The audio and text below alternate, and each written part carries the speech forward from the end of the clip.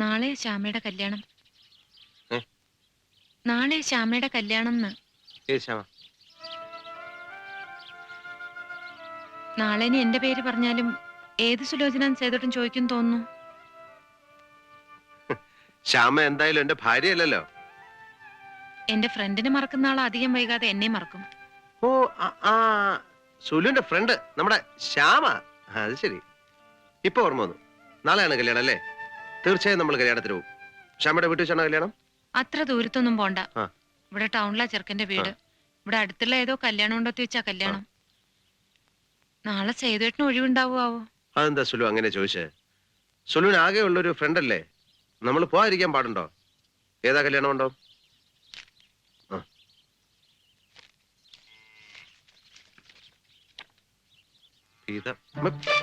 പീതാംബരക്കുറിപ്പിന്റെ മകൻ ശരവണൻ. എന്റെ അല്ല, ഈ ക്ഷമയുടെ പയ്യൻ എടുത്താണല്ലേ? അറിയോ?